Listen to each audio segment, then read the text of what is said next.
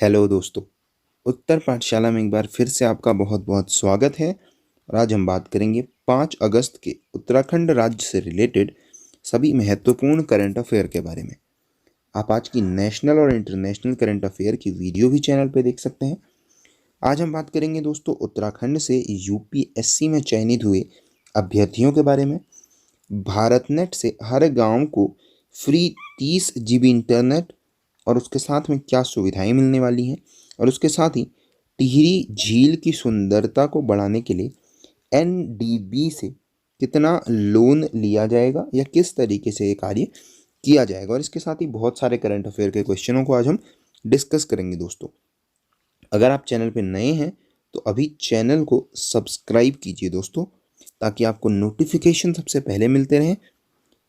तो चलिए शुरू करते हैं। और आज का क्वेश्चन है आपका, निम्न में से न्यू डेवलपमेंट बैंक का सदस्य नहीं है? भारत, ब्राज़ील, अमेरिका, दक्षिण अफ्रीका, इन चारों में से कौन है जो न्यू डेवलपमेंट बैंक का सदस्य नहीं है? तो इस प्रश्न का आंसर आपको आज की वीडियो में देखने के लिए मिलेगा, तो वीडियो अंत तक देखें। चलिए शुरू करते हैं। तो शासन ने अनलॉक 3 की मानक प्रचालन कार्यविधि यानी कि स्टैंडर्ड ऑपरेटिंग प्रोसेस जो होती है एसओपी लॉन्च की है शासन ने अनलॉक 3 की। तो अनलॉक 1 और अनलॉक 2 के बाद अब अनलॉक 3 जारी किया गया है दोस्तों। और इससे क्या होगा कि बिना आरटीपीसीआर जांच कराए भी 2000 लोगों को आने की अनुमति जो है वो होगी प्रदेश के अंदर। तो बिना आरटीपीसीआर के भी क्या होगा, 2000 लोग प्रतिदिन, या एक दिन के 2000 लोग उत्तराखंड राज्य से आ जा सकते हैं। और जिलाधिकारी को अवसादग्रस्त या मानसिक रूप से परेशान 50 अतिरिक्त लोगों को भी अनुमति देने के लिए अधिकृत किया गया है। चलिए, गाइडलाइन में स्वतंत्रता दिवस कार्यक्रमों के लिए भी स्वीकृति प्रदान की गई है। राज्य, जिला और तहसील स्तर पर कार्यक्रमों के आयोजन के दिशा निर्देश दिए गए हैं। योग केंद्र और जिम खोलने को मंजूरी दी गई है। कंटेनमेंट जोन जो है वहाँ सभी चीज़ें क्या रहेंगी, बंद रहेंगी।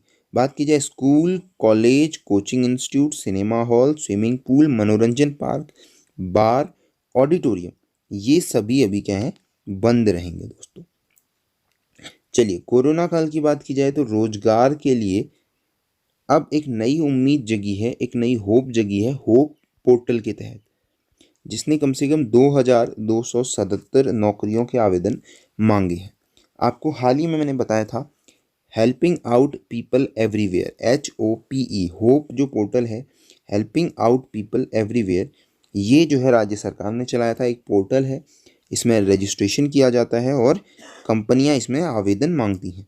तो क्या किया गया है, मुख्यमंत्री CM त्रिवेंद्र रावत ने मंत्रिमंडल की मौजूदगी में कब 13 मई 2020 को होप पोर्टल की शुरुआत की थी। तो इसमें उद्देश्य जो था वो ये था कि दोस्तों, जो प्रवासी वापस आए हैं, जो उत्तराखंड के नागरिक बाहरी जगहों से काम छोड़कर वापस आए हैं, उनको लिस्टेड किया गया, उनको नाम रख करके उसमें वो क्या क्या कर सकते हैं ये सारे स्किल्स लिखे गए। और अब क्या हुआ है दोस्तों, उसमें कंपनियों को लिंक किया गया था।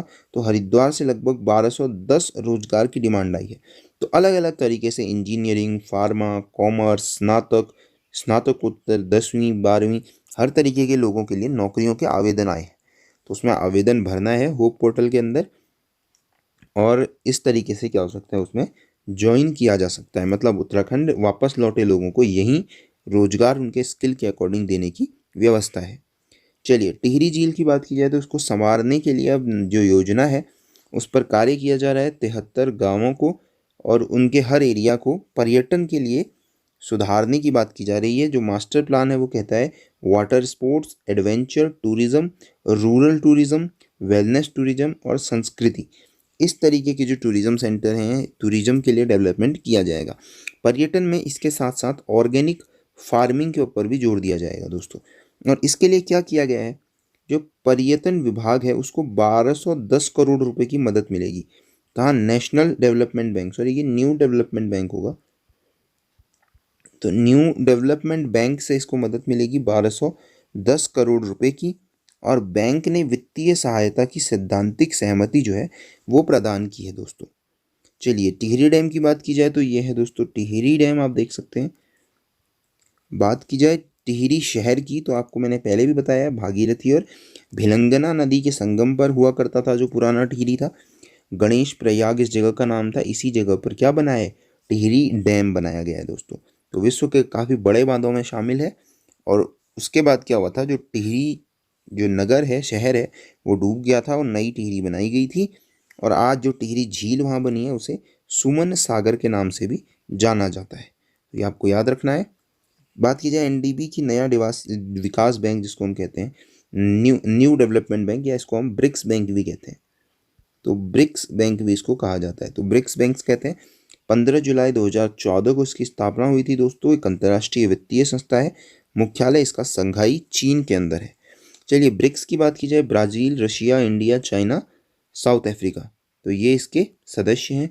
ब्राज़ील, रशिया, इंडिया, चाइना और साउथ अफ्रीका इसके सदस्य हैं। चलिए एक बार देख लेते हैं मैप में। ये है Brazil, south Africa, India, China और रशिया। तो इस तरीके से आप देख सकते हैं इसके सदस्य देश जो हैं, ब्राज़ील, रूस, भारत, चीनी जनवादी गणराज्य, पीपल्स रिपब्लिक ऑफ चाइना और दक्षिण अफ्रीका। महासचिव की बात की जाए तो केवी कामत हैं, वो इसके महासचिव हैं। ब्रिक्स इसकी पैतृक संगठन है। चलिए भारत नेपाल विवाद की बात की जाए, जो नक्शा विवाद पैदा हुआ था दोस्तों, क्या हुआ था, लिम्पियाधुरा, काला पानी और लिपुलेख को नेपाल ने अपने मैप में दिखाया है। और ये मैप लेकर के अब वो गूगल के पास, यूनाइटेड नेशन इधर उधर जा रहा है। तो इसी के ऊपर क्या हुआ है, जो आर्म्ड पुलिस फोर्सेस हैं, आर्म्ड पुलिस फोर्सेस जो है नेपाल की, उसके लिए धारचूला में एक बटालियन मुख्यालय जो है वो बनाया गया है। पहली बार है कि बॉर्डर पे इस तरीके का कुछ बड़ा नेपाल की तरफ से बनाया गया। इससे पहले बीओपी हुआ करती थी, बॉर्डर आउटपोस्ट बनाए जाते थे, लेकिन अभी सशस्त्र पुलिस बल, आर्म्ड पुलिस फोर्सेस के लिए एक बटालियन मुख्यालय बनाया गया है। और नेपाली कमांडेंट प्रभारी नरेंद्र बम ने इसका कार्यभार भी संभाल लिया है। बशर्ते कि नेपाल का कहना है कि ये सभी चीज़ें इसलिए हैं कि जो है कस्टम ड्यूटी वसूली जा सके सामान पर, सुरक्षा बनाई जा सके, निगरानी की जा सके, इसीलिए ये है। बात की जाए हाइलाइट्स की, तो नेपाल ने अपने सशस्त्र पुलिस बल के लिए धारचूला में मुख्यालय बनाया है। उससे पहले क्या थी, केवल एपीएफ की एक कंपनी जिले में तैनात थी। और नेपाल सरकार भारत नेपाल बॉर्डर पर लगातार सतर्कता बढ़ा रही है। चलिए संघ लोक सेवा आयोग की बात की जाए, यूपीएससी की, उत्तराखंड के काफ़ी बच्चों का, काफ़ी छात्रों का, अभ्यर्थियों का सिलेक्शन हुआ है। शुभम बंसल रामनगर के हैं, जिनको ऑल इंडिया रैंक 43 मिली है। आरबीआई कानपुर में जर्नल मैनेजर शुभम थे और तीसरे अटेम्प्ट में ये सफलता उन्होंने हासिल की है। चलिए रिजल्ट की बात की जाए दोस्तों, तो फाइनल रिजल्ट में उत्तराखंड की तरह विशाखा डबराल देहरादून से 134वीं रैंक है। सिद्धार्थ धपोला 163वीं रैंक, रुड़की के ओजस्वी राज 227वीं, दून की प्रियंका को 257वीं, दून के ही निवासी मुकुल जमलोकी ने परीक्षा में 260वीं रैंक हासिल की है। इंडियन पोस्टल सर्विस का प्रशिक्षण ये ले रहे थे।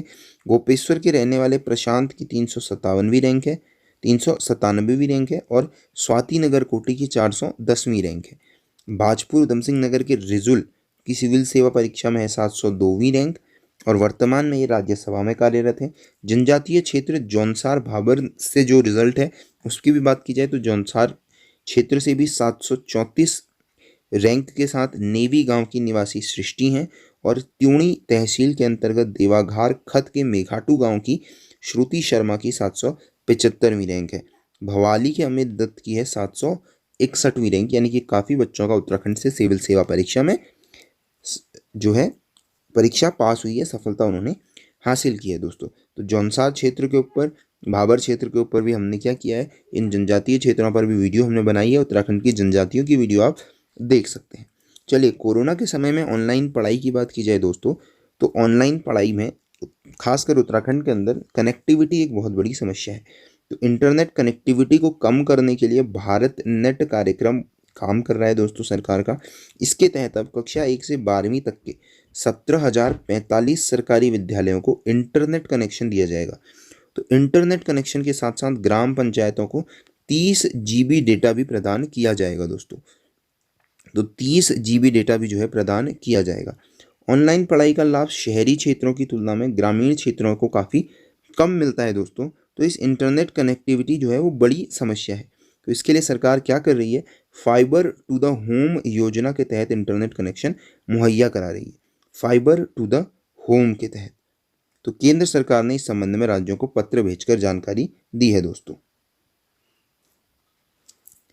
चलिए अगली बात की जाए दोस्तों, डिजिटल कम्युनिकेशंस कमीशन ने ये भारत नेट सेवा शुरू की है। डिजिटल कम्युनिकेशन कमीशन डीसीजी ने ये भारत नेट कार्यक्रम शुरू किया, जिसके अंदर क्या है, 2.5 लाख किलोमीटर फाइबर जो है वो बिछाने का काम होगा। और ये कैसे होगा, निजी कंपनियों को पट्टे पर देने या बेचने का मुद्रीकरण प्रक्रिया की जो है इसके अंदर मंजूरी दी गई है। मतलब निजी कंपनियों को पट्टे पर ये काम दिया जाएगा दोस्तों। आप कुछ डिस्ट्रिक्ट के नाम देख सकते हैं, रिसेंट जो केसेस आए थे उसके ऊपर हम बात कर रहे हैं दोस्तों। रिसेंट केसेस की बात हो रही है। अल्मोड़ा, चमोली, चंपावत, देहरादून, हरिद्वार, नैनीताल, पौड़ी, पिथौरागढ़, रुद्रप्रयाग, टिहरी, उधम सिंह नगर और उत्तरकाशी।